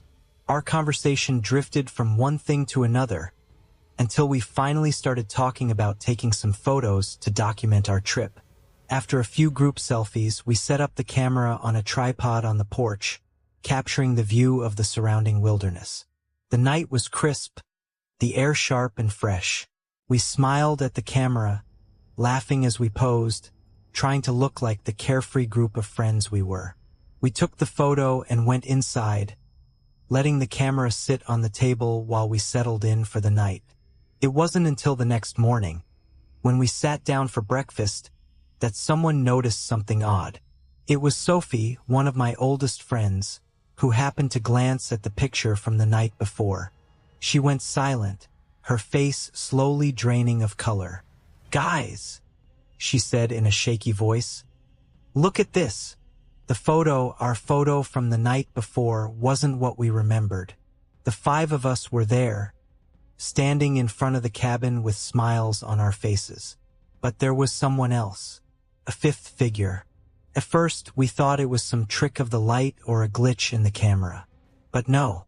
In the background, slightly to the left, there was a shadowy figure standing among the trees. It was tall, almost unnaturally so, and it wasn't visible in any of the other photos we took that night. It wasn't a blur, nor was it a reflection. It was as clear as any one of us in the shot, a person whose face was hidden by the darkness of the woods. My heart sank as I stared at it. The figure wasn't wearing anything that looked like our clothes. It appeared in a dark, long coat, and what seemed like a wide-brimmed hat, though it was hard to tell. There was no detail of the face, just shadow, a stark contrast to the rest of the scene, as if it didn't belong there at all. I immediately started thinking about the camera. Maybe it had a malfunction, but when I looked at the other photos we had taken, none of them had any strange figures. None of them had anything even remotely like that shadow in the background. It was only that one. "Who is that?" Sophie whispered, but no one had an answer. For the rest of the day, the photo kept replaying in our minds. We tried to shake it off, convincing ourselves it was a trick of the camera, maybe an artifact from the environment.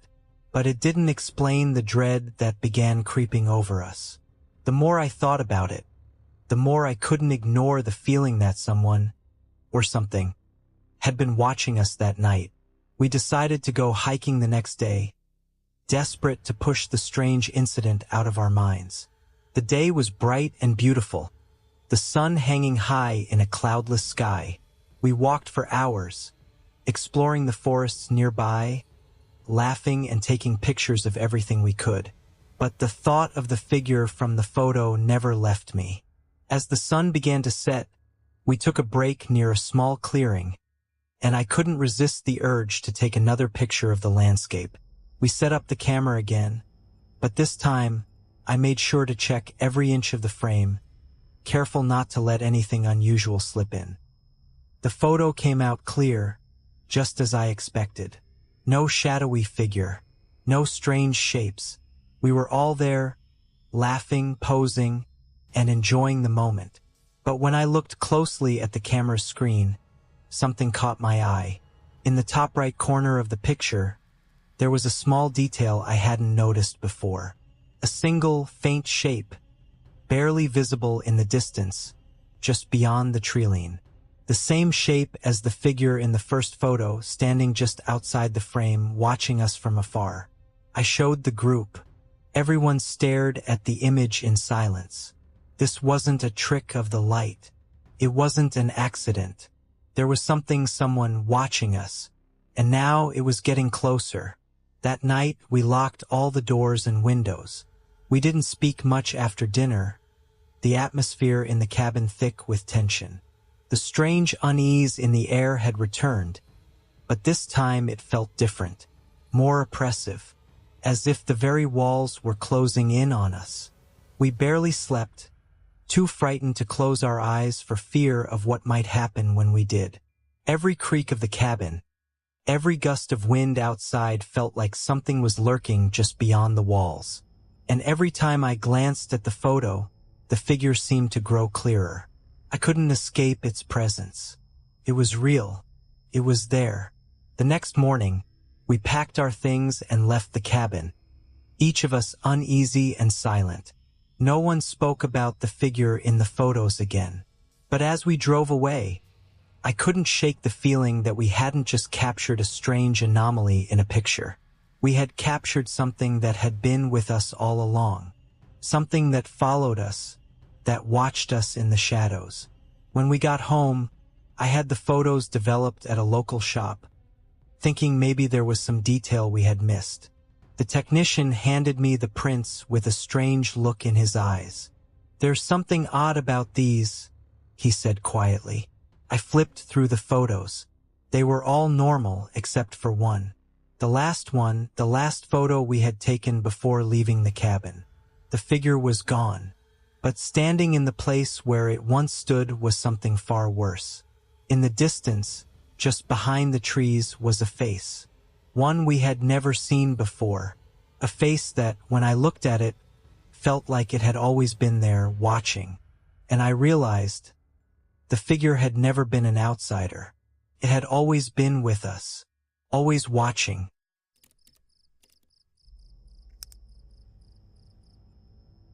They arrived in the town of Dunsmire purely by accident. A missed turn, a dead phone, and fading daylight led them off the highway and onto a narrow forest road. The map showed a town, barely a dot, but when they rolled in, it was alive. Lanterns lit the cobbled streets. Children wore animal masks and danced between carts of fruits and paper charms. Music played, soft and otherworldly, with flutes and strings that seemed slightly out of tune, but beautifully so. No cell signal, No Wi-Fi. but the people were warm and welcoming, eager even, as if they'd been expecting outsiders. "You're just in time," said the old woman at the inn. Her eyes were cloudy, but her voice was crisp. "The festival begins at dusk." They didn't question it. Why would they? After hours on the road, the place felt enchanted, like it had been plucked from a fairy tale. Locals draped them in woven sashes dyed crimson and bone white. They handed them tiny effigies made of straw and whispered, "Don't drop it." That night, the sky turned a strange amber color. Fires were lit across the village. No one explained the meaning of the festival, only that it was ancient, older than the town itself, older than the forest that surrounded it. No one knew who started it, or no one would say. They watched masked figures parade through the streets in silence. No music, just the soft scuff of feet and the occasional whisper. Every 13 years, the phrase passed from mouth to mouth like a secret too dangerous to speak aloud. The masked dancers circled a stone platform at the center of town. Upon it sat an empty chair, carved with symbols that resembled tree roots, antlers, and stars. The air turned cold, and the townspeople, smiling calm, looked toward the chair as if waiting for someone to arrive. Nothing happened. Not then. At midnight, the procession ended. The masks came off. The villagers clapped politely, laughed, drank cider in the square. Just a celebration, it seemed. No darker purpose. But when they woke the next morning, something was wrong. The roads out of town were closed, every one. A landslide, a tree down, a broken bridge. Always the same excuse, given with the same pleasant smile. Just a day or two. Stay, enjoy the festival. It only happens every 13 years. They tried to leave on foot, but the woods circled back on themselves. No matter how far they walked, they always returned to the same point. The twisted tree with the blackened trunk, like something had struck it from above. Beneath its roots, old totems, bones, a rusted bracelet that looked oddly familiar. They began to notice the children, the same ones, always in masks, always watching, never speaking. One stood outside their window each night until morning, holding a bundle wrapped in fabric that squirmed slightly.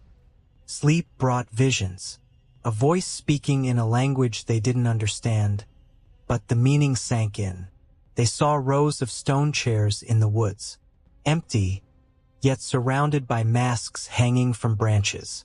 A ritual incomplete, promise made long ago. On the third night, they saw the townspeople walking toward the woods, all in silence. No torches. No music, just straw dolls held tight against their chests. They followed. They didn't know why, only that it felt necessary. At the clearing, the chair was no longer empty. A figure sat there, tall and wrong. The skin was bark, yet it breathed. Its face bore no features, yet it turned toward them. The crowd knelt. One by one, the townspeople placed their straw dolls at the figure's feet. Then it spoke, not aloud. Inside, deep in the marrow of the bones, a feeling of being remembered, chosen. Every 13 years, the town must give one. One outsider willingly marked, someone who accepts the doll, who drinks the cider, who steps onto the land freely. They looked down at the effigy still in their pocket. Straw, crimson thread, bone-white cloth. They had accepted it. They were the offering. But there was a loophole. The festival demands a volunteer or a substitute. One of the others ran. The figure didn't move. It didn't have to. The forest swallowed the runner with a scream that didn't echo. The rest understood. No one left. Not truly. Not until a name was given in return. The town's warmth had been bait. Its kindness a trap. The festival was never about celebration. It was about continuation. And someone always stays.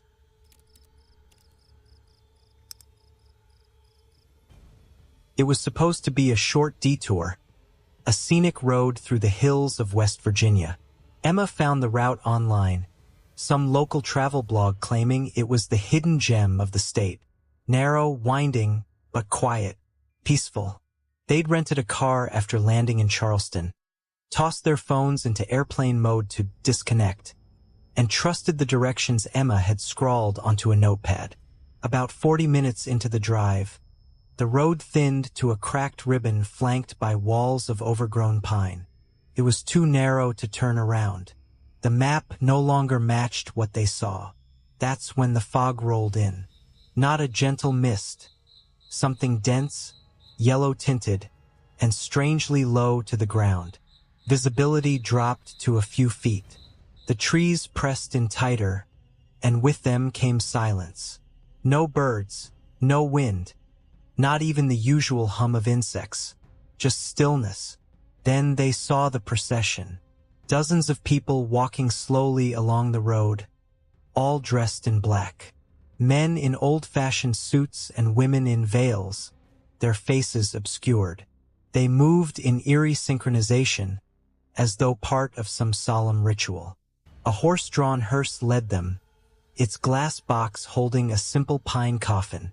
Emma and Jason slowed to a crawl. There were no cars, no signs, just these mourners marching through fog like they'd been doing it forever. Jason rolled down the window. "Is there a cemetery nearby?" he asked one of the figures. The man turned his head, just enough to show skin pale as paper and lips sewn shut with black thread. He didn't speak, but he smiled. Emma screamed. Jason hit the gas. They drove through the procession, swerving around mourners who didn't flinch or step aside. Some even placed hands on the car, cold and limp, leaving black smears on the windows. When they finally broke free of the crowd, the fog cleared instantly. Sunlight returned. The forest opened.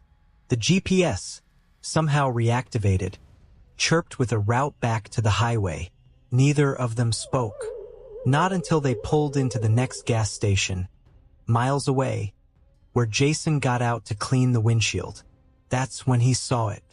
The smudges weren't random. Not handprints. Words. You were late. They drove to the nearest town in silence, trying to rationalize what they'd seen. A local funeral reenactment? A bizarre performance? But no one could explain the road. No one had even heard of it. The detour didn't exist. They arrived at their motel just before dusk. Emma flipped on the TV to drown out her nerves. Jason unpacked, checked his camera. He had taken one photo of the procession. It was gone. In its place was a photo of the pine coffin. Close up, crisp. Inside, two figures laid side by side. Him and Emma. He dropped the camera. Emma came over, took one look, and froze. The knock at the door came less than 5 minutes later. 3 sharp taps. Jason peeked through the peephole. Black suit, veil, a single hand raised, fingers stitched shut. Emma pulled him away. We leave. Now. They sprinted to the car, turned the ignition. The GPS flickered. One destination available. Just one. It read, final procession 2.6 miles. No matter what direction they turned, the GPS rerouted them back to that road. And the fog was waiting. They never told anyone what happened. Not in full. What could they say? But Emma still checks the photos sometimes. And each time, the figures in the coffin look a little more decayed. And last week, the motel sent them a letter. No return address. Inside, a single black and white photo. A funeral. 2 empty graves, labeled with their names.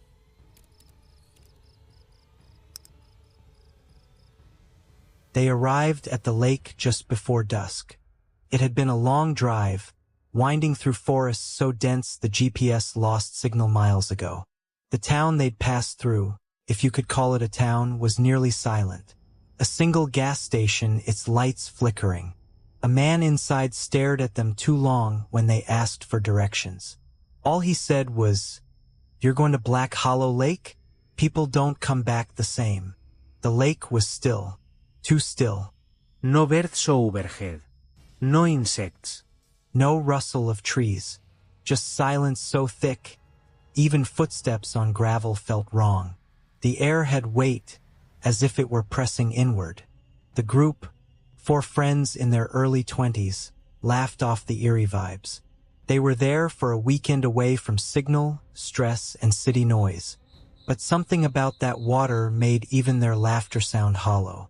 There was no beach, just thick reeds and an old, warped dock that sagged into the inky water. The surface was perfectly smooth, not a ripple even as the wind picked up. That night, they pitched their tents, built a fire, and tried to pretend the dark tree line wasn't watching. It started with the voices. Just after 3 a.m., someone heard a splash. Then, a voice. It sounded like Rachel, but Rachel was asleep in her tent. The voice whispered her name from the direction of the lake.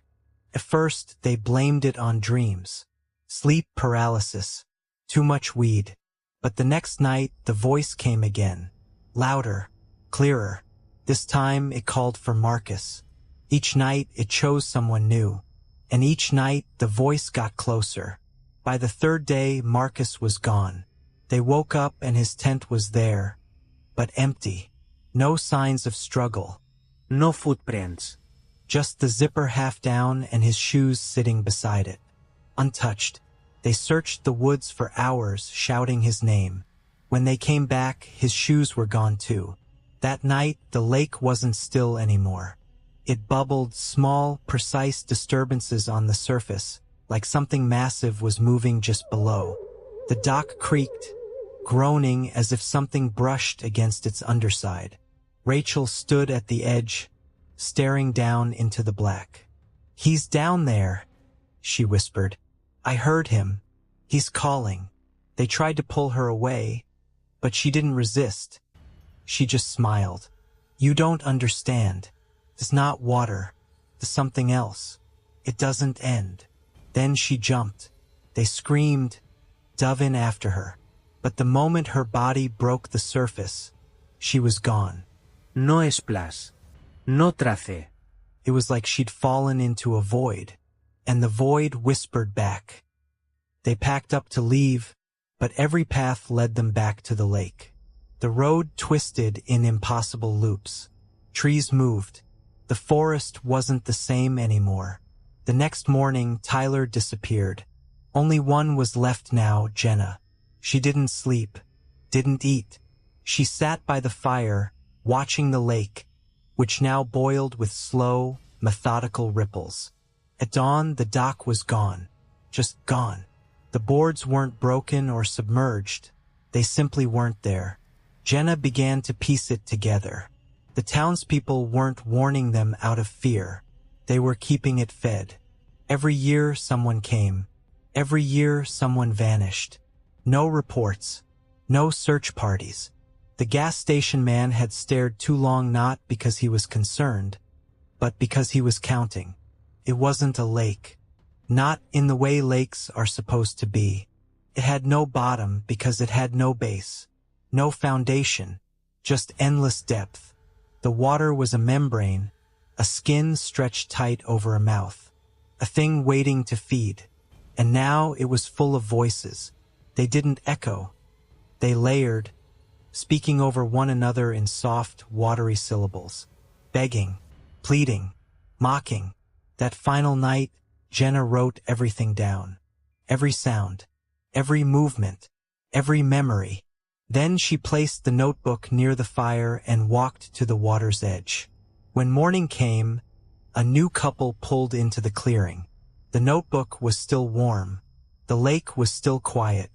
And a voice, familiar yet wrong, whispered from beneath the reeds, "Welcome."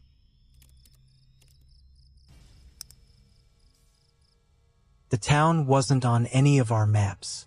We were halfway through a cross-country trip. Just 3 friends trying to escape the pressure of final exams and the noise of everyday life. Somewhere between the edge of a forest preserve and a long stretch of highway, our car's GPS stopped responding. One wrong turn, and we ended up in a place called Barrows Hollow. There was no welcome sign, just a narrow 2-lane road that seemed to breathe fog from its cracked pavement. We should have turned around, but the sky was already bleeding into dusk. The town itself looked like it had been preserved in amber. Old gas pumps, faded storefronts, and a motel with one flickering vacancy sign buzzing like a dying wasp. The clerk didn't ask for ID. He just slid a key across the counter and said, "Room 6, don't leave after dark." His eyes didn't blink.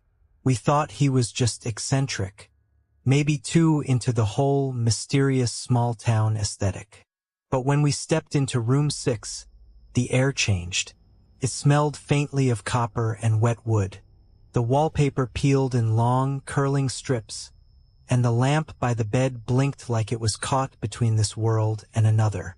Still, we laughed it off. Long road trip, weird town, creepy vibes, it all made for good stories later. Or so we thought. The next morning, we packed our bags and left. No checkout process. No one around. The streets were empty. The silence unnatural. Not quiet, absent. Like the world was holding its breath. But when we hit the highway and drove north, we saw the sign again. Barrows Hollow, 2 miles ahead. We thought it was a mistake. We turned around, took the next exit, drove for nearly an hour in another direction, past pine trees, roadside diners, and a rusted water tower. until we saw the sign again. Barrows Hollow, 2 miles ahead. Our motel stood there waiting for us, exactly as we left it. Even the dent in the bumper from the night before was still on the parked car out front. We tried again. West, south, east. We took gravel roads and dirt trails, tried following the sun, tried ignoring the GPS. Every single road we took eventually led back to that same peeling parking lot, as if the town existed inside a circle drawn by something that hated straight lines. By evening, we were back in room 6. The key still worked. The lamp was still blinking. We didn't speak much that night. The second morning, we drove in silence. No music, no jokes. The engine strained like it didn't want to leave. Every time we accelerated past 60, the needle would stutter. One of us suggested we try walking out, but when we left the car and wandered past the edge of town, the trees all started looking the same. We dropped a backpack as a marker. When we walked forward another hour and found the same backpack sitting upright in the trail, none of us said a word. By the third day, we weren't sleeping. The lights in room 6 would turn on and off at random. We kept hearing something moving in the ceiling. Too slow for rats, too steady for pipes. The mirror in the bathroom fogged up even when no one showered. Once, we saw writing appear on it in the condensation. "You should have never stopped." We didn't remember writing that. That night, one of us tried to break the window. The glass cracked, but when we turned away, it was whole again. The door only opened to the outside when it wanted to. The TV played static until midnight, then changed to home video footage. Footage of us, laughing in the car, checking into the motel, walking through the woods. None of us had a camera. On the 4th day, the town was different. The street signs were in a language none of us recognized. The storefronts had changed names. The motel clerk had a different face. Same voice, but different eyes. He handed us the same key and said the same thing. "Room 6. Don't leave after dark." We didn't ask questions anymore. Not out loud, anyway. That night, the phone in the room rang. None of us wanted to pick it up.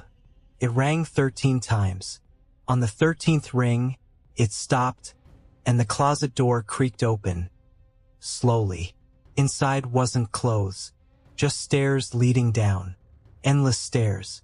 We didn't go down them, but we weren't sure they were still just there the next morning.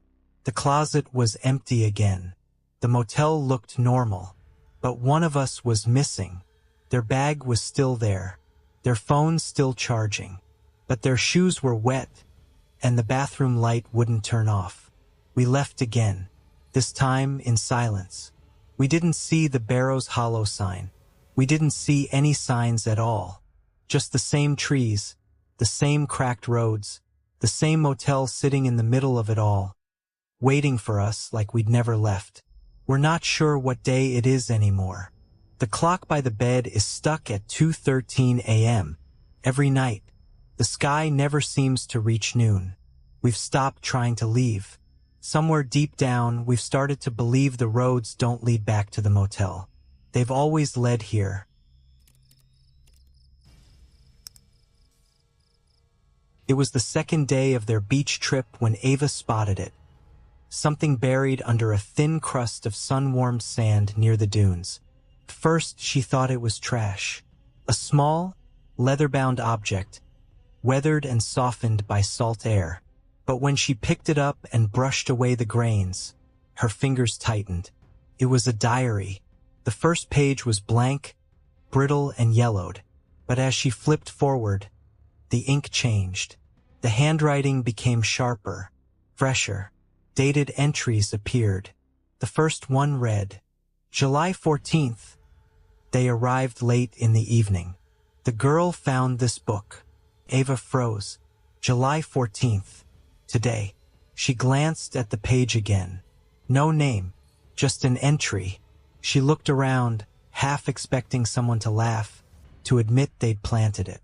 But the beach was empty, only the distant sound of waves and gulls. Her boyfriend, Chris called from up the shore, waving her back to their towels. She slid the diary into her bag without a word. Later that night, in their rented beach house, while Chris showered and the old ceiling fan groaned above them, Ava read the next entry. They think they're alone here. They aren't. The window in the guest room doesn't face the ocean anymore. Ava's eyes shot to the window in the guest room. It faced east toward the sea. She walked over to it. There was no ocean, only darkness, trees, a dense patch of pines that hadn't been there this morning. She blinked, stepped back, looked again. Still trees. She didn't sleep. By morning, the trees were gone. Ocean back in place. Sunlight sparkling, as if nothing had changed. She didn't mention it to Chris. The diary had more to say. July 15th, he goes swimming. She hears something beneath the surface whisper her name. Ava slammed the diary shut. But hours later, Chris grabbed a towel and ran for the waves. She followed him down, the book still open in her mind. She watched him swim out, then drift, further than usual. Then he stopped, floated, and slowly turned back toward the shore. She couldn't hear him over the crashing surf, but she saw it. His face pale, confused. He began swimming fast, faster than she'd ever seen. He emerged, coughing, eyes wide. There was something under me, he said. Something whispered, underwater, clear as day. It said your name, Ava. She didn't respond. She just reached into her bag and showed him the diary. He flipped through it, but it was blank. Every page. You're messing with me, right? He said. No, she said, shaking. I swear. It was all there. I didn't write this. Chris didn't believe her. Not completely. But he didn't swim again after that. That night, Ava woke to scratching. Came from under the bed. Soft at first, then frantic. She didn't move. She just listened, heart slamming against her ribs. The noise stopped suddenly. Silence. Then a voice. Clear, quiet, and wrong. Page 37. She didn't want to look, but she did. July 16th. She lies awake while it waits. It watches from under the bed until sunrise. It wants her to turn the page. The rest of the page was empty. The book seemed to throb in her hands. The next morning, Ava told Chris she wanted to leave early. He agreed reluctantly. They packed. She avoided the diary, but it wasn't done. As they drove out of town, the road curved past the beach. Ava looked out and saw someone standing where she had found the diary. A woman. Same clothes. Same hair. Her. Staring up at the car. Chris didn't see her. They drove past. Ava didn't speak. They made it 3 miles before the road looped again. Same beach. Same bend. Same woman. Staring. They turned around. Tried another direction. Again, the road curved back to the beach. She was still there. But this time, she was closer to the edge of the road. Still, watching. Chris stopped the car, trembling. What is this? Ava opened the diary with shaking hands. July 17th. They try to leave, but they won't make it far. The road only leads back to where it began. She has to finish the entries. She flipped to the end. One last page. Only one sentence written in newer, shakier ink. The diary only stops when another takes it. She looked out the window again. The woman was gone, but the diary was heavy in her lap. Too heavy, as if filled with everything they hadn't read yet. Chris was silent, waiting. Ava stepped out of the car and walked back to the beach. The sand was warm beneath her feet, the same spot near the dune. She bent down and buried the diary again, deep in the earth. Her fingers shook as she patted the sand flat. The wind picked up. A gull screamed overhead. When she looked back at the car, Chris was gone, and the road behind her had vanished. There was only beach and trees, and the sound of pages turning beneath the sand.